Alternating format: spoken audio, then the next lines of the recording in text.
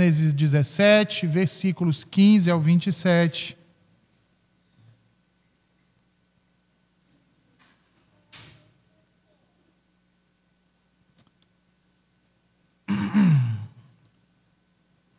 Gênesis 17, versículos 15 ao 27, assim diz o Senhor.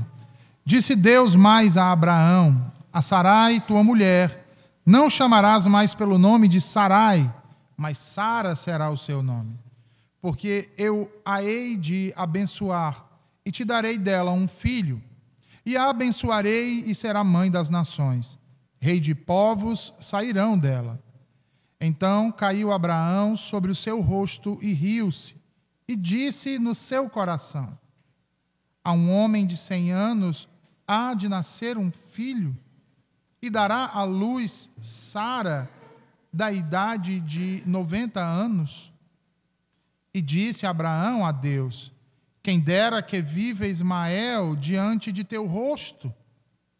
E disse Deus: na verdade, Sara, tua mulher, te dará um filho, e chamarás o seu nome Isaque, e com ele estabelecerei a minha aliança, por aliança perpétua para a sua descendência depois dele. E quanto a Ismael, também te tenho ouvido. Eis aqui o tenho abençoado, e o farei frutificar, e o farei multiplicar grandissimamente. 12 príncipes gerará, e dele farei uma grande nação. A minha aliança, porém, estabelecerei com Isaque, o qual Sara dará à luz neste tempo determinado, no ano seguinte. Ao acabar de falar com Abraão, subiu Deus de diante dele. Então tomou Abraão a seu filho Ismael, e a todos os nascidos na sua casa, e a todos os comprados por seu dinheiro, todo homem entre os da casa de Abraão, e circuncidou a carne do seu prepúcio, naquele mesmo dia, como Deus falara com ele. E era Abraão da idade de 99 anos, quando lhe foi circuncidada a carne do seu prepúcio. E Ismael, seu filho, era da idade de 13 anos, quando lhe foi circuncidada a carne do seu prepúcio. Naquele mesmo dia foram circuncidados Abraão e Ismael, seu filho, e todos os homens da sua casa, os nascidos em casa e os comprados por dinheiro ao estrangeiro, foram circuncidados com ele. Amém. Oremos mais uma vez, irmãos. Ó Senhor, mais uma vez, Tu nos dá a alegria de podermos falar da Tua aliança, Senhor. Que através da Tua palavra, Teu povo ouça a Tua voz nessa manhã, Senhor. Por isso te pedimos que através do Teu Santo Espírito, Tu nos ilumine a mente, para que compreendamos as Tuas verdades e aguardemos em nosso coração. E te suplicamos, Senhor Deus, em nome de nosso bendito Senhor e Salvador Jesus Cristo, que Tu nos abençoe, ó Senhor, com a Tua verdade e nos transforme para o louvor da Tua glória. Assim te oramos. Amém. Você já esteve diante de uma situação que era impossível de acontecer? Sabe, irmãos, aquele tipo de ação que nós sabemos que é necessário que aconteça, porém, isso não é possível de um modo natural ou direto. Mas nós queremos tanto que aconteça, desejamos tanto que acabamos por achar que podemos, de alguma forma, fazer acontecer. E ao procedermos assim, acabamos, como diz o ditado, metendo os pés pelas mãos. Se você já passou por situações assim, você é como Sara e Abraão. Por que como Sara e Abraão? Ora, porque tendo Abraão recebido de Deus a promessa de que seria uma grande nação, que sua descendência, assim como o pó da terra não poderia ser contada, que seu herdeiro sairia de suas entranhas e que os seus descendentes seriam tão vastos quanto as estrelas no céu. Vendo Sarai, sua mulher, o tempo passar e tanto ele quanto ela ficarem a cada ano mais velhos, resolveram então ter um filho por suas próprias forças, mediante o costume do seu tempo. Assim, Sara tomou então uma de suas servas, a egípcia Agar, e a deu como esposa a seu marido Abraão, para que assim, através dela, viesse a ter um filho. No entanto, ao mudar a condição daquela serva de escrava para senhora, Sara trouxe sobre si muitos e graves problemas. Dentre eles, o desprezo de Agar pela sua pessoa.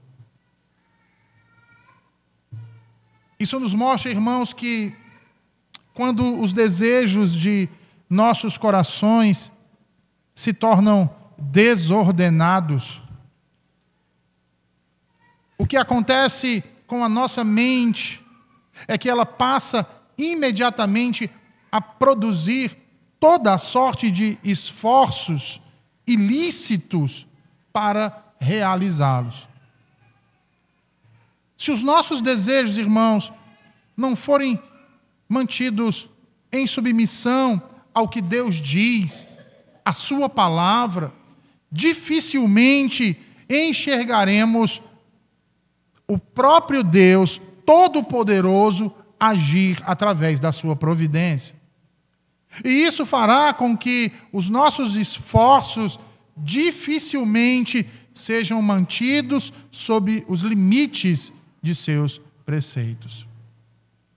Vejam, é a falta de uma firme confiança no que Deus diz e promete, irmãos, que nos leva a tomar decisões precipitadas, que nos faz ser induzidos ao erro e pecar contra o Senhor, trazendo sobre nós como consequência dos nossos atos situações seríssimas. Ora, e o que é a falta de confiança em Deus, senão incredulidade? E percebam, irmãos, que dentre os inúmeros problemas causados por este pecado, está o mal também da acomodação incipiente, que nos impede de crescer espiritualmente. Percebam que, após o nascimento de Ismael, Abraão acreditou que a promessa do descendente da aliança havia se cumprido e passou assim a ajustar a sua vida àquela nova circunstância, até que Deus, 13 anos depois, aparece a ele mais uma vez para lembrá-lo do pacto que haviam firmado.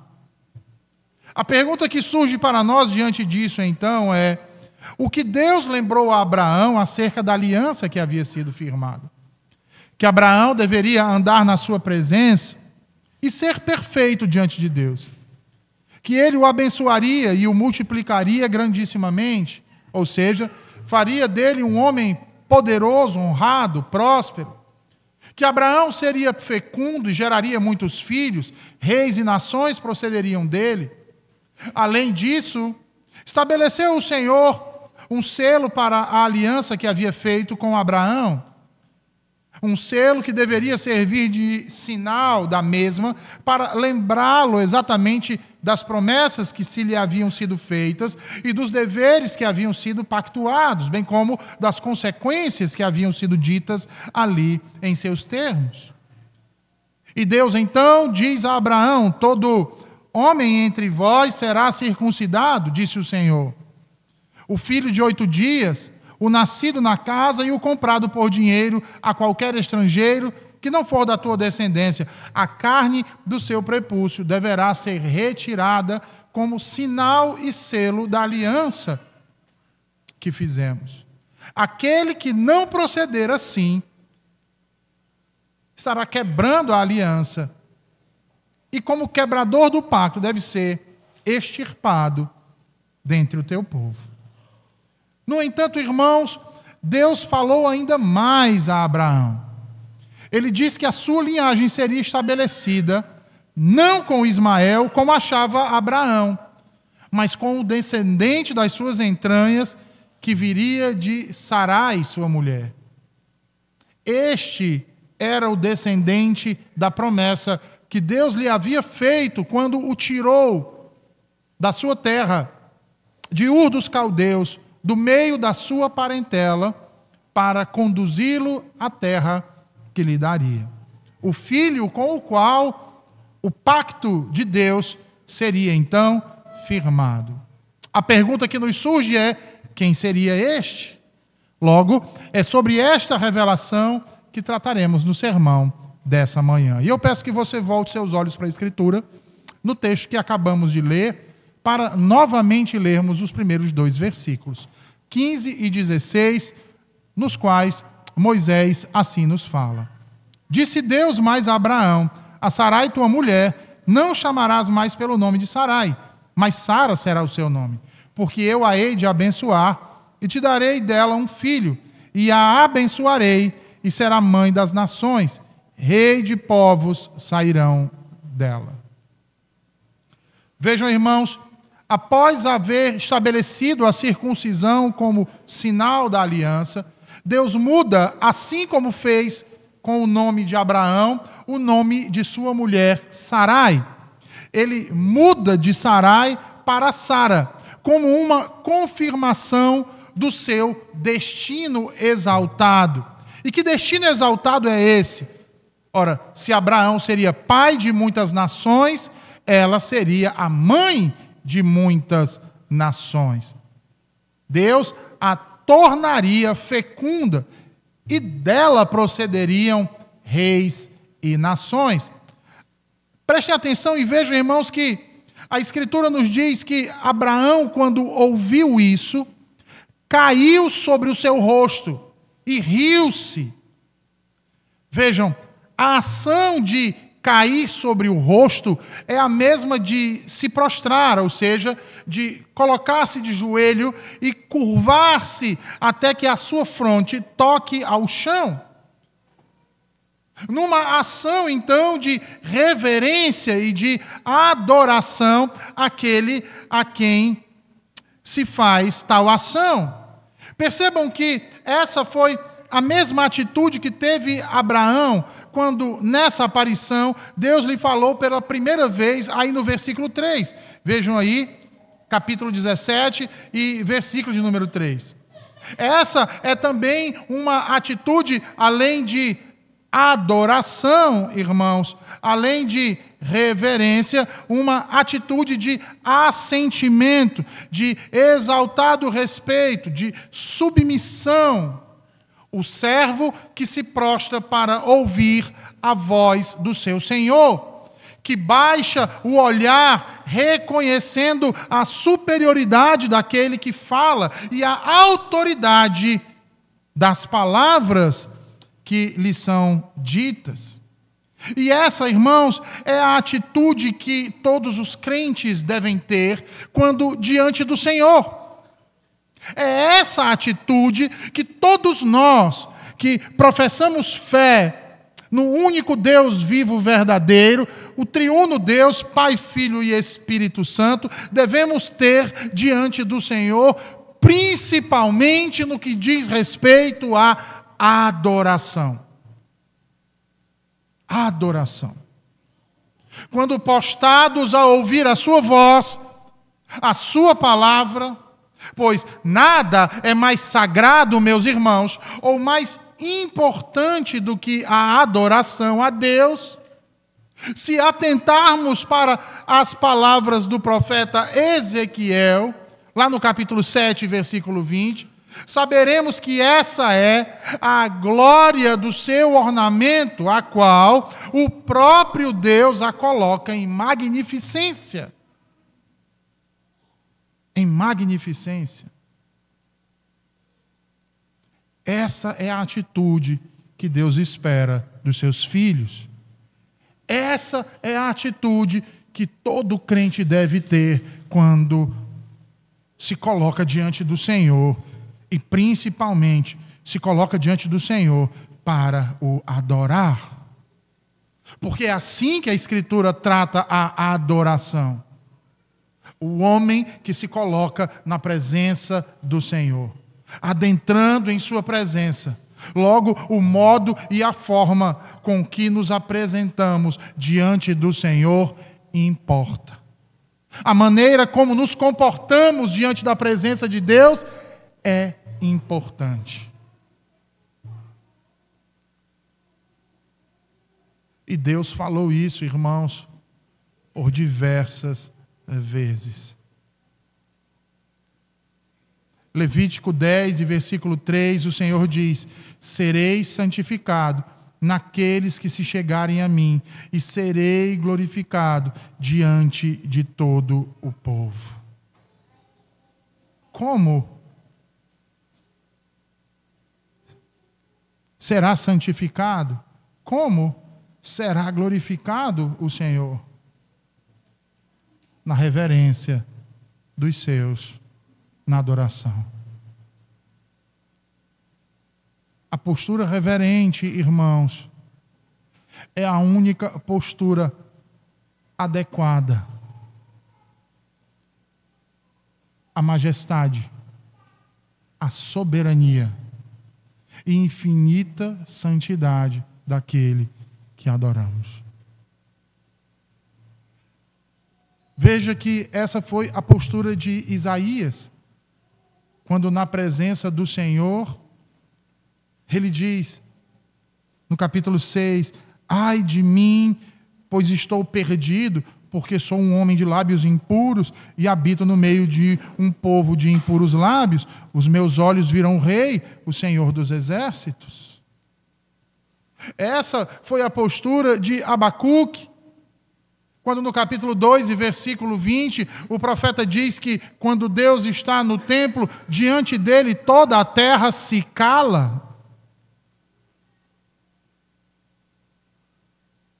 Mas eu pergunto para vocês nessa manhã, irmãos, é assim que temos agido quando nos colocamos diante de Deus para adorá-lo? Tem sido essa a reverência que temos demonstrado a esse Deus majestoso, a esse Deus todo-poderoso, a esse Deus santo?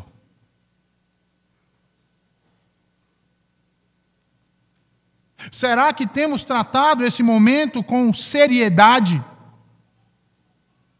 Como um momento solene? E assim também, por entendermos, temos ensinado aos nossos filhos essas coisas, não apenas com as palavras, não apenas dizendo a ele o que deve ser feito, mas dando exemplo ou se fazendo de exemplo acerca disso. Ou temos agido de modo contrário a isso? Talvez até alguém diga, eu não tenho agido assim 100%, mas uns 70%, 50%. Do que adianta, irmãos, agirmos parcialmente diante de Deus?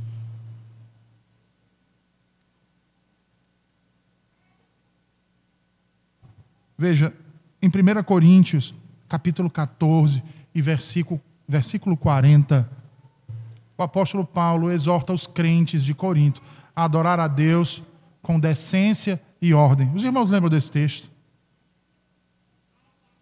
Ele usa exatamente essas palavras, irmãos.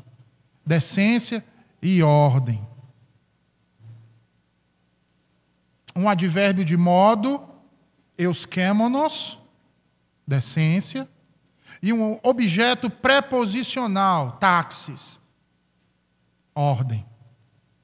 ambos apontando para uma mesma direção. Uma norma, uma regra a ser seguida que garante isso.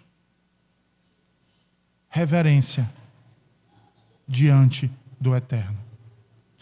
Deus deve ser adorado de modo digno da sua posição. E isso implica em várias coisas, além do agir em sua presença, como, por exemplo, o se portar decentemente.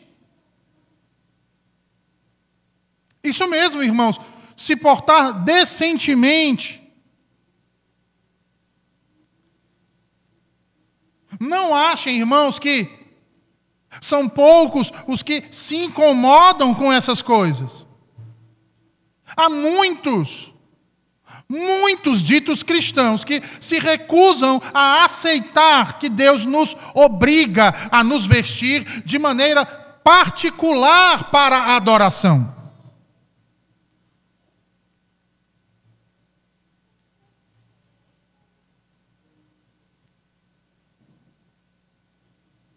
Infelizmente, em nossos dias, a roupa casual tem sido o uniforme de muitos para vir aos cultos.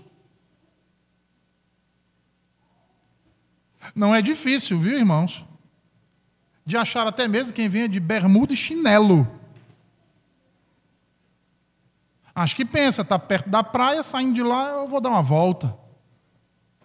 Útil ao agradável.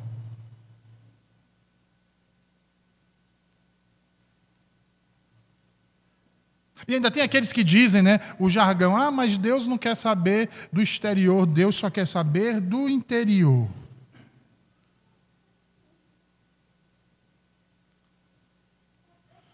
Pois veja então o que Deus ordena nas suas sagradas escrituras. Para o culto. Abram suas Bíblias em Gênesis 35, irmãos, por favor. Gênesis 35. Vejam aí o que dizem os versículos 2 e 3. Gênesis 35, versículos 2 e 3. A Escritura diz assim: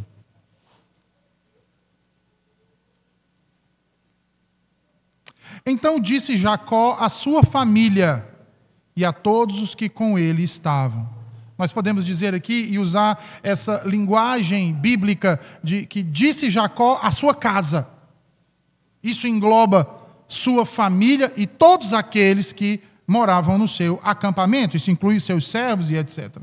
Olha o que Jacó diz: Tirai os deuses estranhos que há no meio de vós e purificai-vos. E o que mais, irmãos? Mudai as vossas vestes. Por quê? Ele vai dar razão. E levantemo-nos e subamos a Betel. O que é que tinha em Betel? Um altar. De quê? De adoração.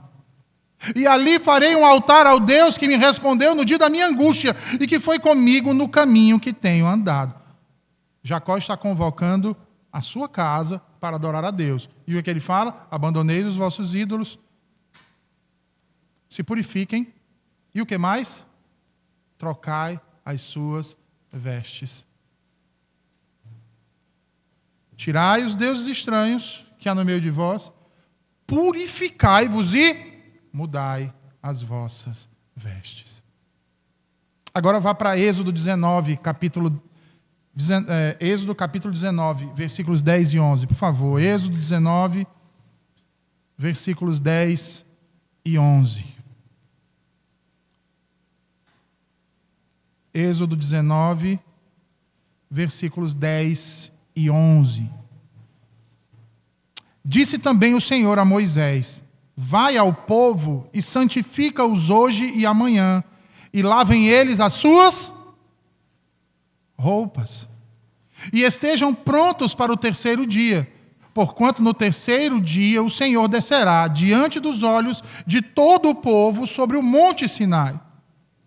Observem que aqui, irmãos, é o próprio Deus quem está ordenando a Moisés sobre a preparação do povo para o culto no Sinai. E dentre as ordens de preparação, se encontra também uma ordem voltada ao vestir-se. Por último, irmãos, vejam aí o que diz 2 Samuel, capítulo 12, versículo 20. Como eu já citei 1 Coríntios 14, 40, eu não preciso nem entrar nos outros textos que Paulo aconselha, ordena mulheres e homens a se vestir, a se trajar adequadamente para cultuar ao Senhor. Vejam aí 2 Samuel 12, 20. Então Davi se levantou da terra e se lavou, e se ungiu, e mudou de roupas. Para o quê? E entrou na casa do Senhor e adorou. Então foi à sua casa e pediu pão, e lhe puseram pão e comeu. Ora, o texto aqui fala do momento que se seguiu após a morte do primeiro filho de Davi com Batseba. Batseba engravida, a criança nasce, porém nasce doente. Davi passa a jejuar, ele se tranca numa sala, ele pranteia, ele clama ao Senhor pela vida do pequenino. No momento em que Deus toma aquela criança nos seus braços e o rei é comunicado, a primeira atitude que ele toma é adorar a Deus. E o que ele faz? Se prepara para isso. Como? Inclusive, trocando de roupa. Trocando de roupa. Todos esses exemplos, irmãos, nos mostram um princípio moral permanente sobre a maneira pela qual eu e vocês devemos adorar a Deus, honrando-o não apenas com os nossos lábios, não apenas com o nosso coração, mas também com o nosso corpo. Romanos capítulo 4, irmãos. E isso implica no nosso vestir, no nosso falar, no nosso comportamento como um todo diante dele. Ora, vejam isso. Não nos vestimos de qualquer maneira quando vamos para uma entrevista de emprego. Não é verdade? Quem já passou por uma entrevista de emprego sabe muito bem disso. Você não vai vestido de qualquer forma. Você vai vestido, se duvidar, com a melhor roupa que você tem, para passar uma boa impressão, porque aquele lugar requer isso de você. Aquelas pessoas que irão lhe avaliar esperam isso de você. E se formos bem honestos, irmãos, quanto mais solene for, por exemplo, o nosso trabalho, ninguém vai trabalhar vestido de sandália havaiana. E quanto mais solene for o escritório, o trabalho, a empresa, mais bem vestidos nós vamos. Assim também acontece quando diante de autoridades. E isso eu falo de um modo geral, irmãos. Pelo menos a maioria de nós não vai agir de modo desrespeitoso na frente de uma autoridade, ou de modo irreverente. Ora, quem de nós, estando em um tribunal e sendo parte envolvida no processo, vai se levantar durante a audiência para ir beber água ou ir no banheiro, irmãos? Ou vai se dirigir ao juiz para que ele aguarde um tempinho enquanto você vai atender a sua ligação ali fora? É rapidinho, viu, seu juiz? Ou vai levar os seus filhos e com eles os brinquedos, o lanche, para que eles comam e brinquem durante aquela audiência? Nós não fazemos isso. Sejamos sinceros, irmãos. E parece que não fazemos isso de um modo automático, porque, pelo menos na maioria das famílias, de base, a criança aprende essas boas maneiras dos seus pais, principalmente através de suas mães. Então ela já cresce sabendo isso. Reconhecer a autoridade, saber se portar nos lugares aonde vai.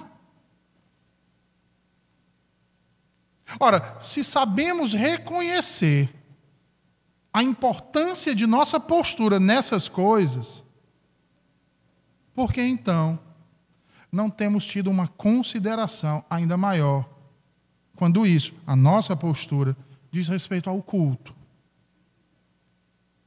Já parou para pensar nisso? Seria o culto ao Senhor menos importante? Ou pior, teria Deus menor autoridade e deferência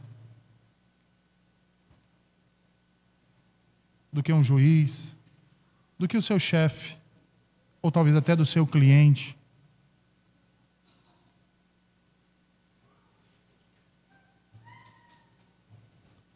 É engraçado porque nós tememos profanar o culto do Senhor.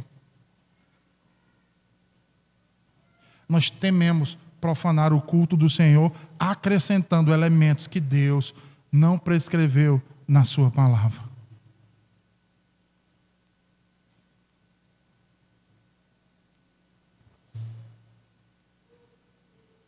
Não prescreveu em sua palavra. Nós somos zelosos quanto a essas coisas. Eu lembro que quando eu vim aqui as primeiras vezes, em um culto, eu pedi para que na hora de ler os 10 mandamentos, a lei do Senhor, toda a igreja lesse. No outro dia meu celular bombou. Pastor, isso está no princípio regulador do culto?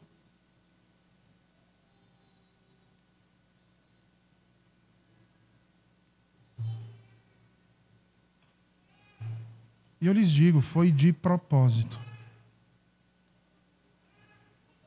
Todos, não vou dizer todos, mas todos seria exagerar, mas muitos foram zelosos quanto àquilo que deve ser feito no culto ou deixa de ser feito.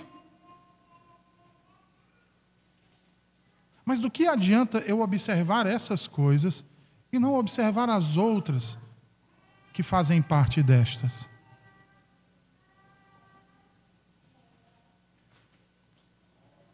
Porque às vezes nos preocupamos com danças, teatro, apresentações artísticas, velas, procissões no culto e etc. Temendo profanar o culto, mas não tememos cultuar a Deus de modo irreverente, desrespeitoso, insolente, como se ali ele não estivesse presente, ou pior, crendo que ele está presente, mas tratando ele como uma pessoa de menor importância, de menor autoridade, de menor valor. Os nossos símbolos de fé nos orientam que, no tocante a isso, irmãos, ao culto, quando a igreja for convocada para adorar a Deus, todos, diz o diretório, tendo antes se preparado para esta hora, devem vir para tomar parte da adoração. Ou seja, todos devem vir para tomar parte na adoração. Ou seja, os crentes não devem se ausentar da mesma. Quer seja por ordenanças públicas ou por negligência pessoal. Porque acreditem, há razões que nos impedem muitas vezes de estar aqui. Enfermidade é uma delas. Mas há outras, irmãos, que são esdrúxulas. Por que o irmão não foi para o culto ontem? Ah, não, é porque foi a eleição e eu tinha que votar e eu voto longe. Aí eu cultuei de casa mesmo. Como assim?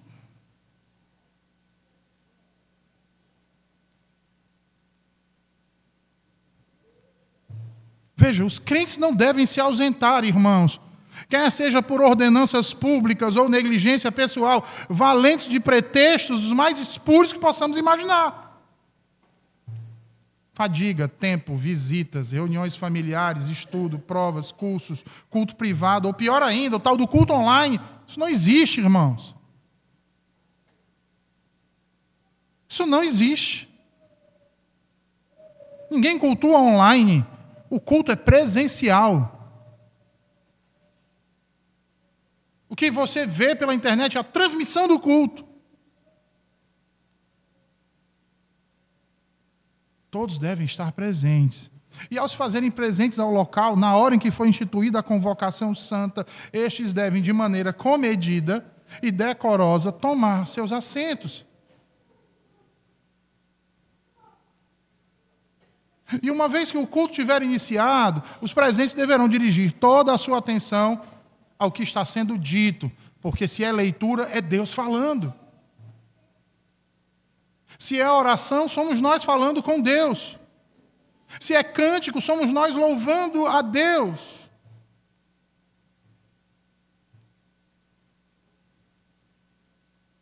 E como é que eu demonstro atenção, irmãos? Evitando ler qualquer coisa que não seja o que o ministro está lendo ou citando no momento. Abstendo-se, sobretudo, de conversas paralelas, cochichos, consultas, saudações e cumprimentos particulares e a quaisquer dos demais presentes. Ou que estejam entrando. Aqui, graças a Deus, eu nunca presenciei isso, mas tem igreja que os irmãos, quando chegam atrasados, é pior do que político. E parece que faz de propósito. Sai passando pelo meio da igreja, cumprimentando os irmãos, dando tchauzinho para os outros. Só falta parar para bater foto.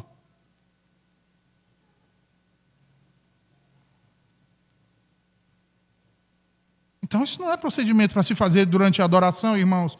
Comportamentos indecorosos que possam perturbar a ordem do culto. A pessoa fica se levantando de modo contumaz, repetidas vezes, para beber água, para ir ao banheiro, só para mudar de lugar, impedindo a si mesmo de entender o que está sendo dito, de prestar atenção e adorar a Deus e os demais que estão à sua volta. Porque aqui eu não estou falando de necessidade. Há necessidades. Há pessoas que às vezes estão com incontinência, precisam ir levantar diversas vezes. Mas isso é uma exceção, irmãos, não é regra. A maioria das vezes não é isso. A maioria das vezes eu vou dizer, porque não se preparou para estar aqui no domingo. Aí dá sono, dá canseira, dá enfado. Você não aguenta ficar quieto.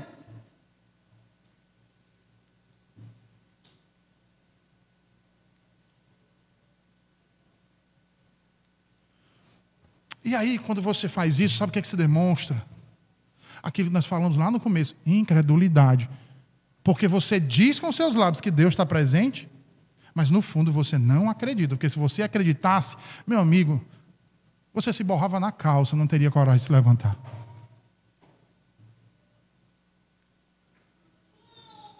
Você não cochilaria.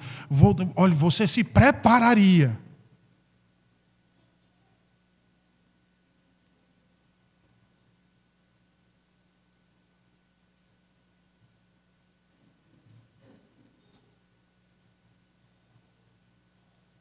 Nós precisamos entender, irmãos, a primeira atitude nossa aqui, na santa convocação do nosso Deus, é nos colocarmos diante da sua presença. Se nós cremos nisso, irmãos, o que deve gerar em nossos corações é temor e tremor por adentrarmos nos seus átrios.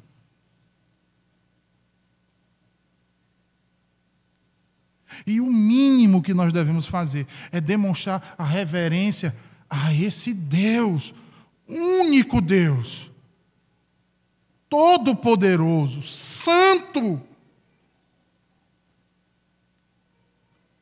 Porque é isso que Ele espera de nós, irmãos. É essa postura que Ele espera que nós tenhamos, como nós vimos aqui, desde a antiga dispensação. Uma postura como a de Abraão, que se prostrou diante de Deus. Lembra aqui do texto? E que após isso, diz aí a Escritura, veja aí, riu-se e disse no seu coração, a um homem de 100 anos há de nascer um filho, e dará à luz Sara, da idade de 90 anos. E disse Abraão a Deus, quem dera que vive Ismael diante do teu rosto. O riso de Abraão aqui, irmãos, não foi de deboche, não foi de zombaria, não foi de incredulidade, mas de alegria. Como afirma o apóstolo Paulo lá em Romanos 4. Abra sua Bíblia em Romanos 4. Romanos 4, por favor.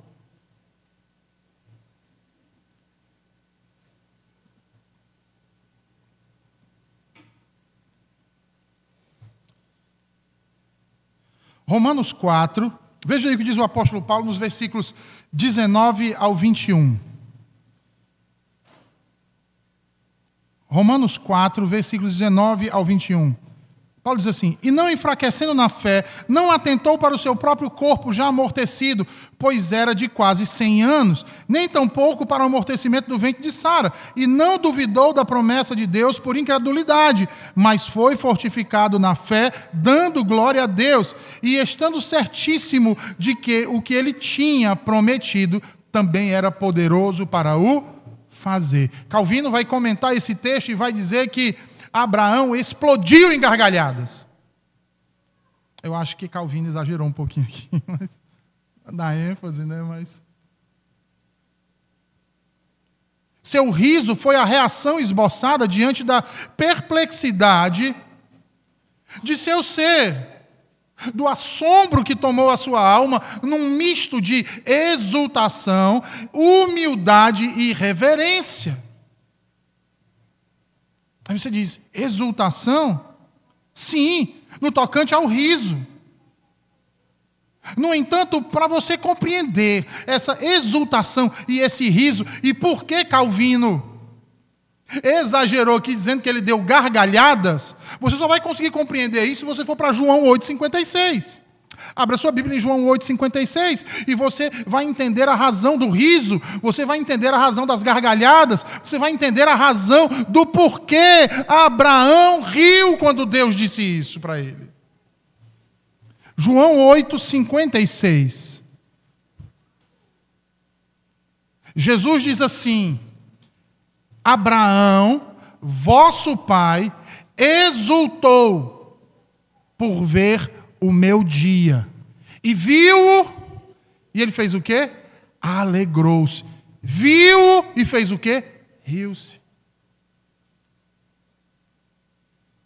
Ora, irmãos, qual outro dia há em toda a Escritura que diga que Abraão se alegrou, senão nesse? Nessa passagem de Gênesis, quando Deus lhe afirma que haveria de cumprir sua promessa e dar-lhe um filho de maneira sobrenatural através de sua esposa legítima, que era estéril e idosa, Sara. É somente nessa passagem. E o que Jesus diz? A razão da exultação de Abraão? Ele viu o meu dia.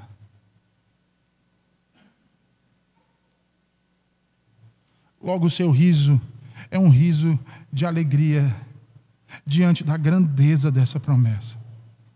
Porque assim como ele enxergou o céu na promessa da terra, também enxergou a Cristo na promessa do Filho. E essa é a razão de sua exultação, de sua intensa e exuberante alegria, de seu riso aqui. Mas como eu disse, é um misto. Não foi só a exultação, foi também a humildade. Como assim humildade? No reconhecimento da sua incapacidade e indignidade. Quando ele diz a um homem de 100 anos, há de nascer um filho, e dará à luz Sara, da idade de 90 anos. Ele não está duvidando da promessa, irmãos. Tanto é que ele não fala isso. Isso está na mente dele. É no coração, é interno. Mas o Senhor sonda os nossos corações. Por que vocês acham que a resposta de Deus vai ser reiterando que é de Sara que ele vai receber? Exatamente por conta disso. É como se Deus estivesse dizendo para ele: não se preocupa, Abraão. É de Sara mesmo. Porque eu sou o El Shaddai. Lembra da passagem anterior, dos versículos anteriores do capítulo 17, como é que Deus se apresenta a Abraão? Eu sou o El Shaddai, ou seja, o Deus Todo-Poderoso. Nada é impossível para mim. Mas não foi só a exultação, não foi só a humildade, foi também a reverência.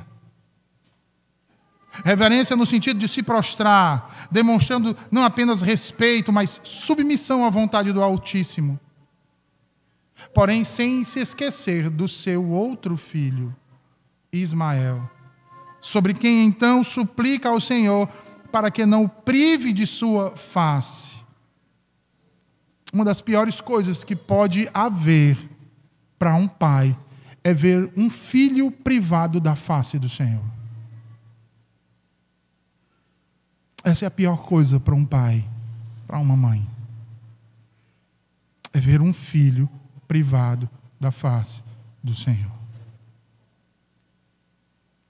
Portanto, diante da promessa, Abraão suplica a Deus de modo reverente para que não prive Ismael de sua face, mas que faça com que ele sirva também ao Senhor fielmente e que venha a ter parte na aliança da graça. Ele diz: quem dera que viva Ismael diante do teu rosto. A súplica de Abraão por Ismael, irmãos, nos ensina que temos liberdade para levar diante de Deus tudo aquilo que nos aflige. Como diz Paulo aos Filipenses, no capítulo 4, versículos 6 e 7, não estejais inquietos por coisa alguma, antes as vossas petições sejam em tudo conhecidas diante de Deus pela oração e a súplica, com ações de graças, e a paz de Deus, que excede todo entendimento, guardará os vossos corações e os vossos pensamentos em Cristo Jesus. Muitos pais em nossos dias têm deixado de orar por seus filhos, têm esquecido do seu compromisso pactual. Quantos pais não têm trazido seus filhos para serem batizados, para receber o selo da aliança, e assumem o compromisso de orar pelos seus filhos e com seus filhos, mas com o passar do tempo param de fazer isso. Deixam de fazer isso, tanto por acomodação, por não terem o hábito de orar, a não ser quando estão na igreja, no culto, como também como um tipo de reprovação, quer seja quanto ao caráter, por conta das preferências do filho, ou as discordâncias pessoais. Deixam de orar pelos seus filhos. É bem verdade, irmãos, que o lamento dos pais piedosos pelos filhos ímpios é uma experiência dolorosa. E, infelizmente, em nossos dias, algo que tem se tornado comum. Quando eu digo filhos ímpios, eu me refiro a filhos sem esperança, irmãos. Aqueles filhos que não demonstram sintoma algum de regeneração. Aqueles que, ao invés de alegrar o coração de seus pais, os sobrecarregam de tristezas. Como diz Provérbios 10:1, o filho sábio alegra o coração do pai, mas o filho insensato é a tristeza da sua mãe. O texto de Provérbios 10:1 usa uma antítese, um recurso literário que contrapõe duas ideias ou dois conceitos em uma mesma frase ou em uma mesma oração. A contraposição aqui está na ação dos filhos sábios e tolos, com a alegria e a tristeza dos seus pais, como sendo um reflexo da educação que receberam. Porque se você lembrar, o livro de Provérbios é escrito por Salomão, mas o público-alvo é principalmente o seu filho. O seu filho. E uma das coisas que ele diz é: o princípio da sabedoria é temer ao Senhor. Temer ao Senhor.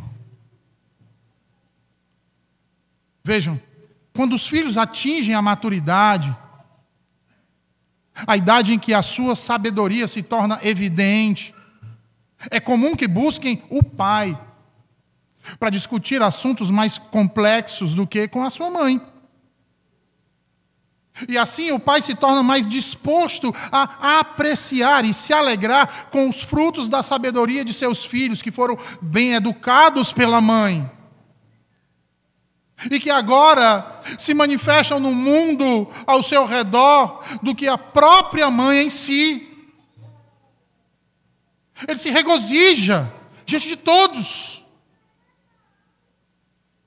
Assim, os filhos homens se tornam como Abner, a luz do pai. E as meninas se tornam como Abigail, a alegria do pai. No entanto, quando a tolice é manifestada, a mãe tende a expressar maior descontentamento e tristeza para com estes que o pai. E por que isso? De um modo geral, quando os filhos se comportam mal, geralmente as pessoas culpam a quem? Que menino mal educado. Não é assim? Tua mãe nunca te ensinou boas maneiras?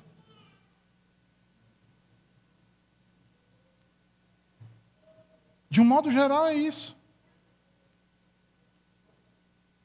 Muitos tendem a afirmar, e às vezes com razão, irmãos, que foi a mãe que influenciou negativamente seus filhos, levando-os a cometer tolices pecaminosas que se enraizam profundamente no seu caráter. E crianças assim, de um modo geral, sabe o que é que elas fazem? Quando crescem, desprezam a sua mãe. Como diz Cotton Mather, a tolice pecaminosa de um jovem tolo faz com que ele desrespeite mais a mãe piedosa que cuidou dele do que o pai.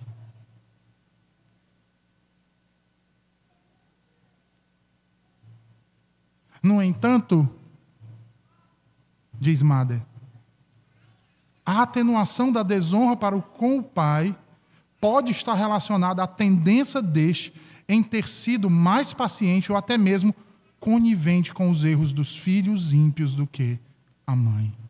Mas quem mais sofre? A mãe. A mãe. Então, irmãos, diante de uma situação dessa, onde achar consolo? Onde achar esperança?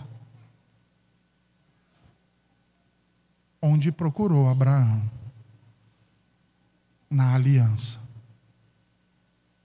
Por quê?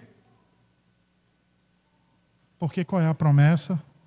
Para vós e para os vossos filhos.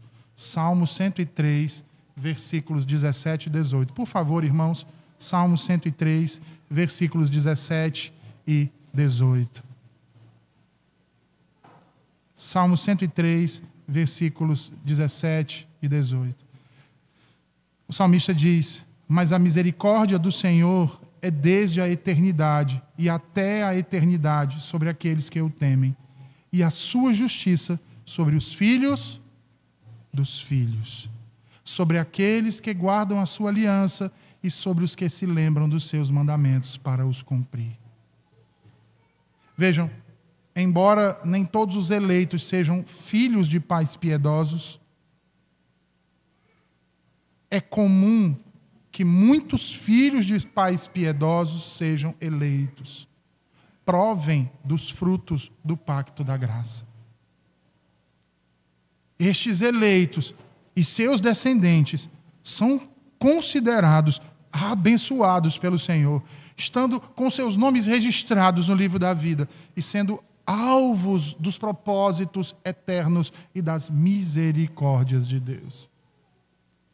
A Escritura nos testemunha o quanto Deus tem prazer nas famílias da sua aliança, irmãos, e como a sua salvação os alcança. Em 1 Coríntios, capítulo 7, versículo 14, o apóstolo Paulo diz que os filhos dos crentes são santos. É verdade, irmãos, que muitos filhos de pais piedosos partem dessa vida precocemente, especialmente na infância. Em casos assim, devemos reconhecer que essas crianças pertencem tanto ao Senhor quanto aos seus pais. E que jamais, irmãos, venhamos a pensar que um crente não possa ter mais esperanças do que um ímpio quando seu filho é levado deste mundo. Como teve Davi, que apesar de seu primeiro filho com Batseba ter sido fruto de um adultério, este creu na esperança da ressurreição, de que um dia o veria novamente no Senhor. Porém, devemos lembrar ainda que muitos filhos de crentes têm chegado à idade adulta seguindo o mesmo caminho da fé de seus pais, temendo e amando ao Senhor com todo o seu coração. Assim tem acontecido com o filho de muitos fiéis ministros do Evangelho, apesar destes serem mais expostos à ignomínia das tentações e às perseguições de Satanás que os demais filhos de crentes, como uma tentativa de desmerecer e envergonhar o Evangelho. E aqui, mais uma vez, eu vou parafrasear o puritano Cotton Mather. Posso afirmar que essa é uma mentira maldita e papista. Que os filhos dos ministros do Evangelho desobedecem com mais frequência do que outros. No entanto, irmãos, assim como o soberano Deus pode demonstrar sua graça salvífica, conversando filhos de um pai perverso, às vezes também recusa conceder essa graça aos filhos de um pai piedoso. Exatamente para nos mostrar uma grande verdade. Que a graça salvífica de Deus não está nos nossos domínios. Não está nas mãos dos homens, nem no poder dos pais, como se estes pudessem transmitir por geração a sua salvação para seus filhos. O mesmo, no entanto, não pode ser afirmado quanto ao pecado. Mas ai dos filhos que pecarem por causa dos pecados dos seus pais. Ai dos filhos. Vejam que Abraão sabia dessa verdade, que não estava em suas mãos o futuro de seu filho Ismael. Por isso ele clama ao Senhor por ele. E é porque Abraão clamou por Ismael que você, pai, você, mãe, não pode deixar de clamar por seus filhos. Não pode deixar. E, meus irmãos, a grande bênção que desejamos de Deus para os nossos filhos é que eles possam viver diante dele. Não é que cresçam, se formem, tenham uma boa conta bancária, que tenham um emprego fixo, que sejam excelentes profissionais. Isso tudo é supérfluo. O que verdadeiramente importa é que vivam diante do Senhor. É que guardem a sua aliança. Que observem o seu conserto. Que possam ter a graça de andar diante dele em justiça. Como diz Matthew Henry, as bênçãos espirituais são as melhores bênçãos e aquelas pelas quais devemos ser mais fervorosos na presença de Deus, tanto por nós mesmos quanto pelos outros. Vivem bem aqueles que vivem diante de Deus. Sabe por quê? Porque todo aquele que vive diante de Deus, nada lhe falta. Absolutamente. Assim então suplicou Abraão a Deus, e o Senhor o respondeu dizendo, vejam aí, irmãos.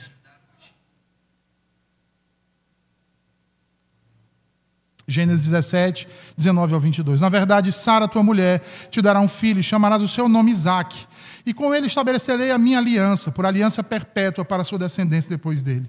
E quanto a Ismael, também te tenho ouvido. Eis aqui o tenho abençoado, e o farei frutificar, e o farei multiplicar grandissimamente. 12 príncipes gerará, e dele farei uma nação. A minha aliança, porém, estabelecerei com Isaque, o qual Sara dará à luz neste tempo determinado no ano seguinte. Ao acabar de falar com Abraão, subiu Deus diante dele.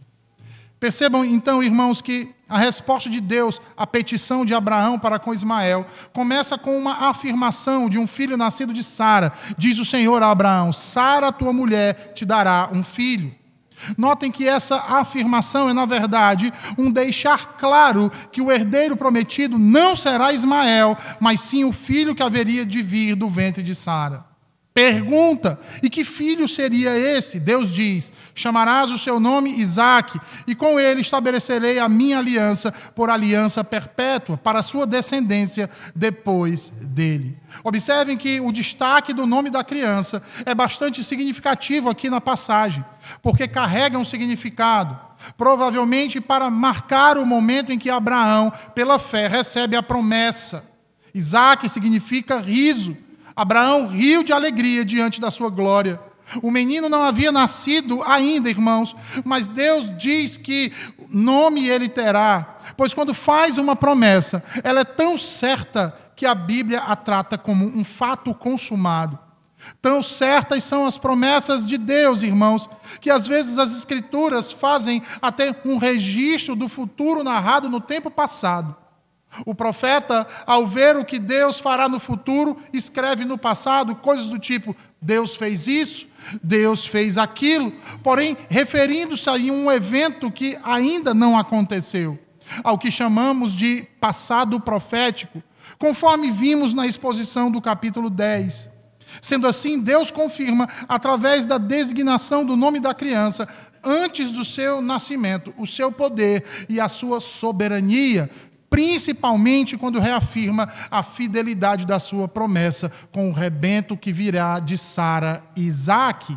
Vejam aí o que Deus diz: com ele, Isaque, estabelecerei a minha aliança e por aliança perpétua para a sua descendência depois dele. As promessas feitas ao descendente se cumprirão por meio de Isaque e não de Ismael.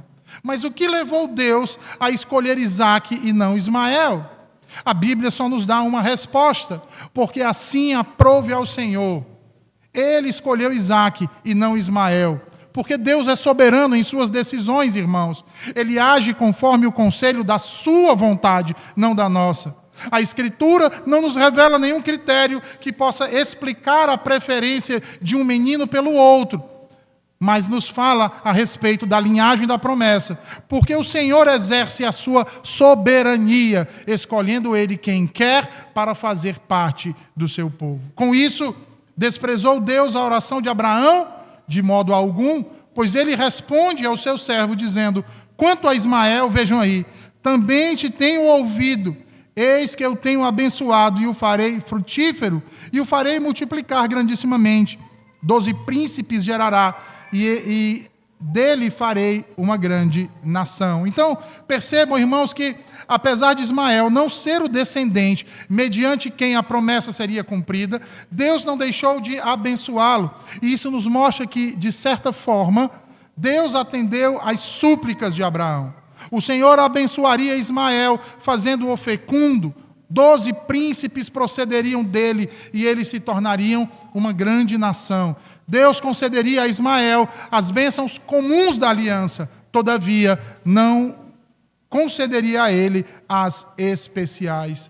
As bênçãos especiais da aliança seriam estabelecidas com Isaque, como declara o Senhor no versículo 21. A minha aliança, porém, estabelecerei com Isaque, o qual Sara dará à luz em tempo determinado. Ora, a multidão das nações não poderia advir nem da descendência dos ismaelitas, nem da tribo descendente dos filhos de Quetura, de Gênesis 25, mas somente da descendência de Isaque, pois foi com Isaque que o Senhor estabeleceu a sua aliança. E nesta aliança, a promessa diz que Abraão se tornaria pai de muitas nações, seria cumprida nele, neste seu filho, nascido de sua genuína mulher, sua primeira mulher, Sara, através de um filho que teria Jacó, do qual 12 tribos distintas procederiam para tornar-se um só povo, com uma só fé, e a saber, Israel, em quem a aliança feita com Abraão se cumpre conforme Êxodo 6, versículos 20 ao 24. Disso, então, irmãos, resulta necessariamente que a posteridade de Abraão, que deveria se expandir em uma multidão de nações, se estende além dessa única posteridade linear e abrange também a posteridade espiritual, isso é, as nações que são a ela enxertadas, como em Romanos capítulo 4, versículos 11 e 12, bem como 16 e 17, o apóstolo Paulo diz: nações que são a ela enxertada, ekpisteos Abraão, na semente da fé de Abraão. E sabe quando isso vai se concretizar de fato? Na pessoa do verdadeiro filho da promessa, do qual Isaque e Jacó eram sombras, tipos, assim como também Israel. Pois o filho da promessa, feita ao homem desde a queda em Gênesis 3,15, nascido de mulher, homem de dores, Israel é Jesus, o Cristo, o Filho do Deus vivo, em quem todas as promessas se cumprem. Ele é o herdeiro, a própria rica e maravilhosa promessa de salvação e vida. Além dele, irmãos, não há outro. Ele é o fiador da superior aliança, cujo sangue purifica a sua descendência, da fé, de todos os seus pecados. O homem cujas obras perfeitas confirmam em justiça o que a ele foi dado, imputando-a a cada um deles, tão somente pela graça mediante a fé. No início do sermão, nós falamos sobre falta de confiança. E agora podemos, ao final deste texto, nos encher de confiança naquilo que Deus tem nos dito. Espero, irmãos, que tenhamos aprendido a confiar, não em nós mesmos, mas naquele cujas promessas se cumprem, Jesus Cristo, nosso Senhor e Salvador e mediador. A Ele, portanto, nos acheguemos hoje, confiados de que tudo aquilo que nos foi prometido será alcançado nele. Portanto, não temos pelo que nos afligir, não temos pelo que duvidar, e sim esperar confiadamente e guardar os seus preceitos perseverantemente até que ele venha. Que o Senhor nos ajude, irmãos. Vamos orar?